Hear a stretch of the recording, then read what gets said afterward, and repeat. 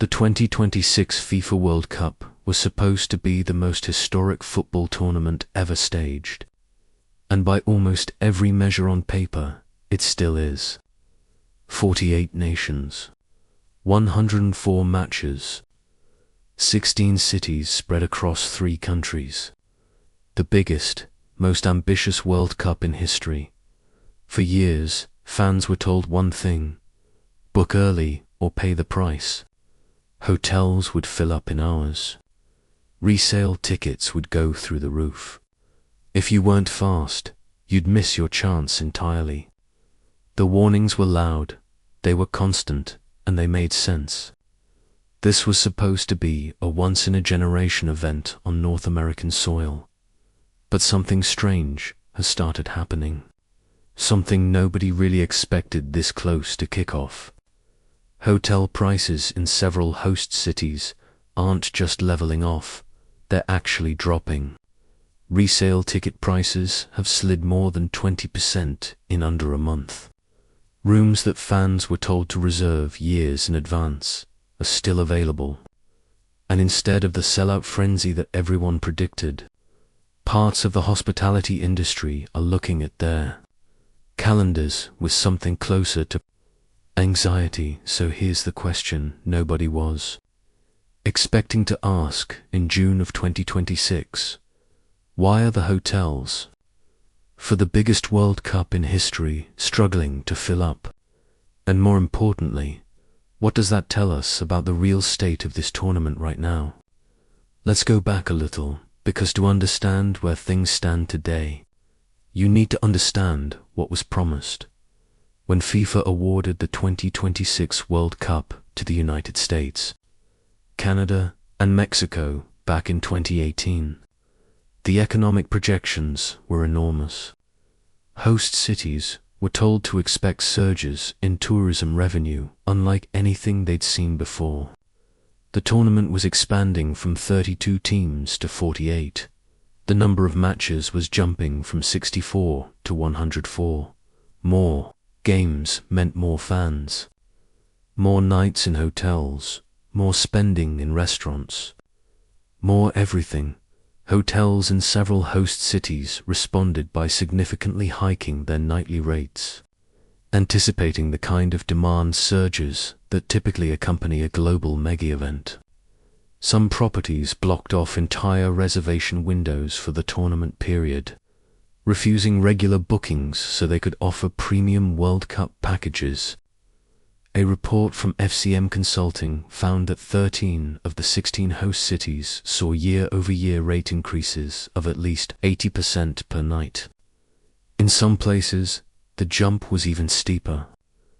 In Guadalajara, rooms that averaged around $90 a night last summer are now listed at $511, the biggest percentage increase among all host markets. In Boston, the average nightly rate has climbed to $611 travel and tours world. And then came the parallel story on tickets. A Category 1 ticket for the World Cup final is listed at $10,990 when FIFA's latest ticket sales phase opened. Fans reported long queues, technical failures, and prices that shocked even the most dedicated supporters the moment the portal went live. AOL football supporters, Europe and Euro consumers went as far as filing an official complaint against FIFA, accusing it of abusing its monopoly position when setting ticket prices for the tournament. The backlash and the frustration was real. And somewhere in the middle of all that noise, something else quietly began. The market started correcting itself in ways FIFA didn't plan for. Here's where things get interesting. With the tournament now days away from its June 11th opener, the picture on the ground looks very different from the one that was sold to the public for years. Despite years of warnings about sold-out hotels and sky-high prices, tickets remain available for many matches, and some resale prices are falling. That's not a rumor, that's the reality being reported across multiple host cities right now. AFR ticket prices have dropped significantly over the past 30 days on average, more than 20% across all group stage matches.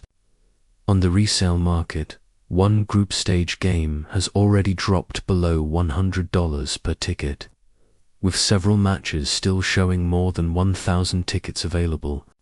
AFR News Week. Think about what that means.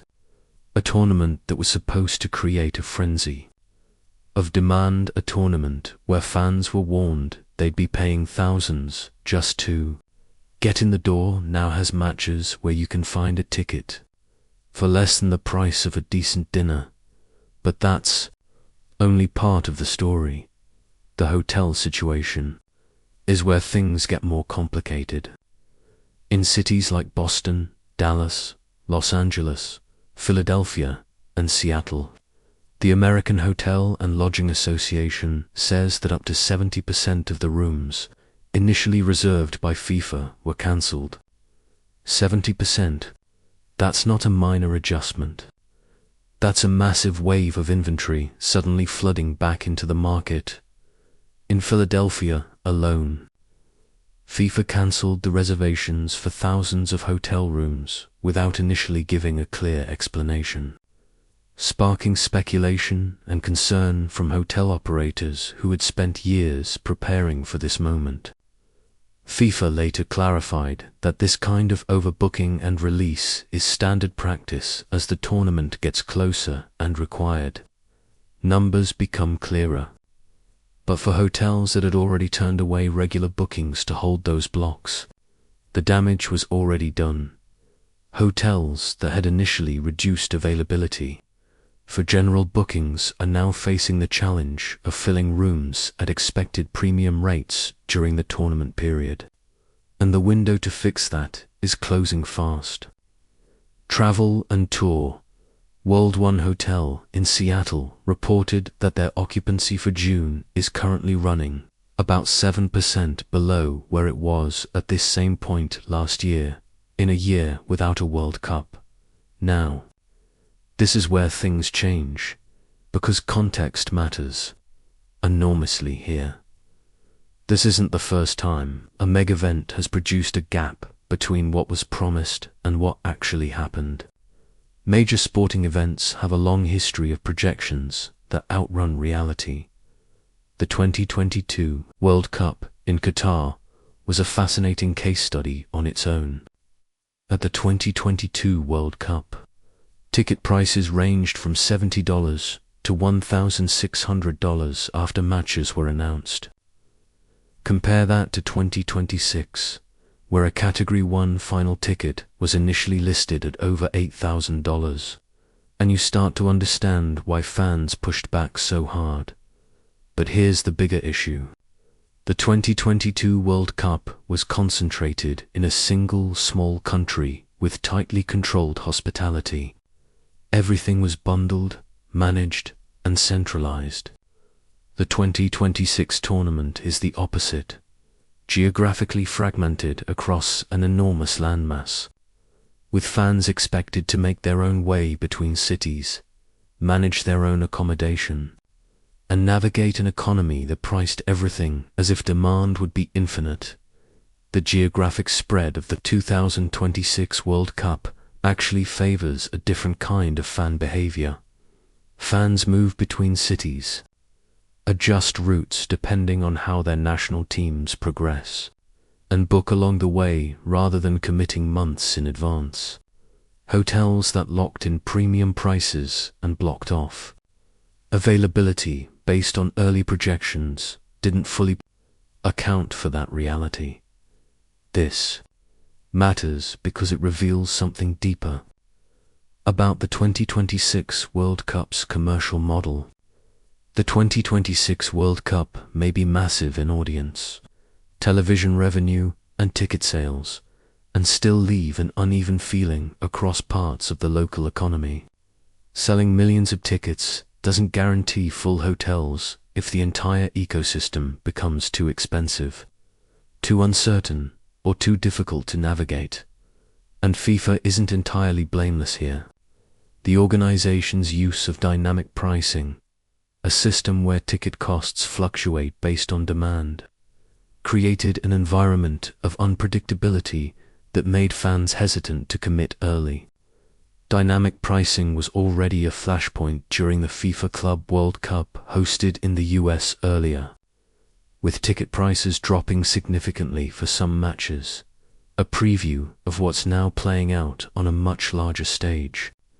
AOL, what do you think? Should FIFA have stuck to fixed pricing from the start? Would that have changed how you planned your World Cup experience? Drop your thoughts below.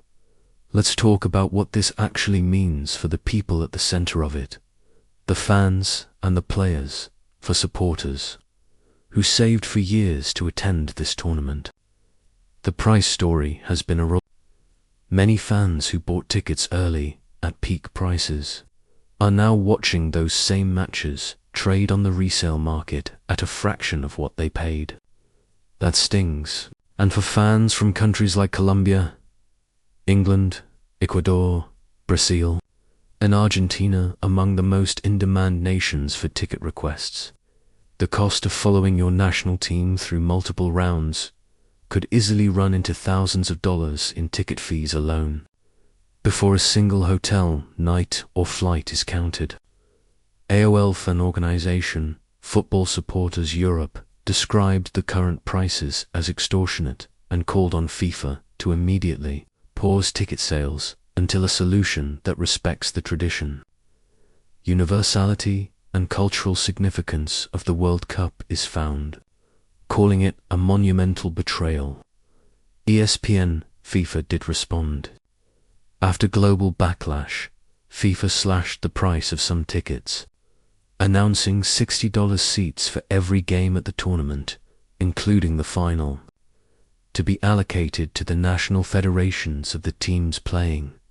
For the players, the atmosphere they'll walk into is still going to be extraordinary. Stadiums in New York, Los Angeles, Miami, Houston, and Atlanta will host some of the biggest matches in football history. The quality of venues is not in question. The infrastructure is in place. And once the games actually start, the energy inside those stadiums is going to be something special, because regardless of what's happening in the hotel market, football fans who do make it through the gates are going to make noise. The real concern isn't the atmosphere inside the stadiums. It's the atmosphere outside them, whether the streets, the fan zones, the restaurants, and the broader host city experience will feel like a true World Cup, or whether high prices and logistical friction will keep too many people away from the full event experience. That's the question fans and host cities are sitting with right now. So what happens from here? What does the bigger picture look like? In the best case scenario, the market corrects itself almost perfectly over the next few weeks. Hotels are hoping for a rebound in June and July, especially as the tournament advances and supporters of qualified teams need to move quickly and book on short notice as knockout rounds approach. There are already modest signs of improvement. Houston, for example, is reporting roughly a 9% increase in bookings compared to the same period last year, as matches kick off and fans realize that deals are actually available. A wave of last-minute bookings could stabilize the market considerably, with less than a week to kick off. Flexible travelers may still find genuine opportunities to attend the 2026 FIFA World Cup without paying the peak prices that were forecast for so long.